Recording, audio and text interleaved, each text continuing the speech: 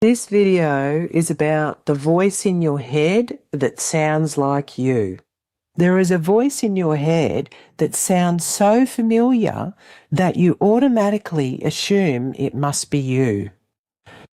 It comments on what you do.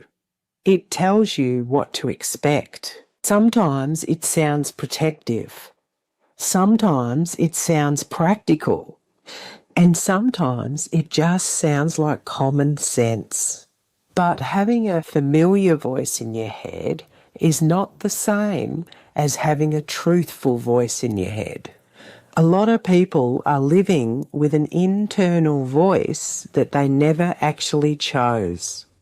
They just heard certain tones, messages, reactions, and rules often enough that those things moved inside.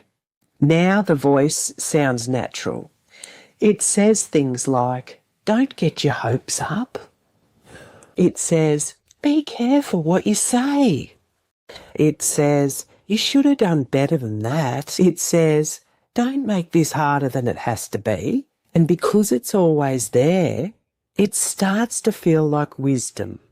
But often it's not wisdom. It's old conditioning repeated in your own tone. Let's make this real. You do something well, and instead of letting yourself feel good about it, the voice says, "Anyone could have done that." You make a mistake, and the voice says, "Of course you did that." Like making a mistake is a normal thing.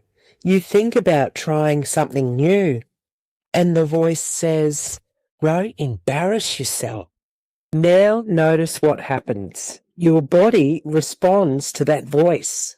Your energy shifts. Your confidence drops. Your decisions get smaller. Your behavior changes. That voice is not just talking, it's actually shaping your life. Here's what most people don't realize. The inner voice, the voice in your head, is often built from repetition. If you were corrected harshly, the inner voice may become sharp. If you were often misunderstood, the inner voice may become cautious. If love was inconsistent, the inner voice may become suspicious. If achievement brought approval, the inner voice may become demanding.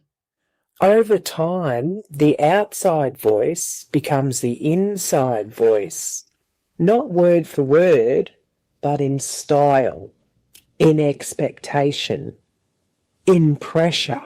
That is why some people have an inner voice that always pushes.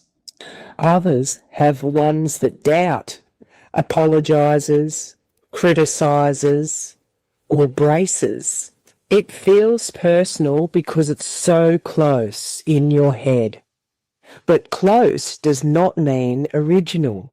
Sometimes the voice in your head is just an old environment still speaking. And the reason this matters is simple. If you think that voice is you, you obey it. You treat it like authority. You let it define what is possible. You let it decide what you say yes to and what you back away from. But once you realize that the voice may be learned and not natural, you begin to hear it differently. You start noticing the phrases it uses. You notice how quickly it turns a small mistake into a character judgment. You notice how often it tries protecting you by limiting you. You notice how it speaks before important moments, right before you speak up, right before you rest, right before you trust someone.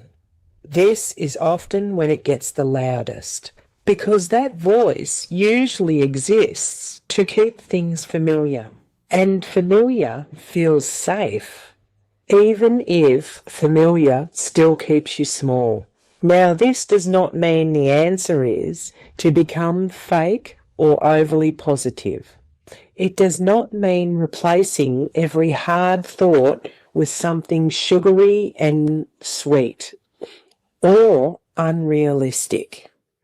It means becoming aware of what is actually going on. It means asking, is this actually my voice, or is this the voice that I have learned?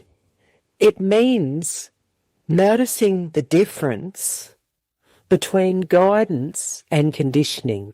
Guidance feels clear. Even when it is firm, it does not crush you.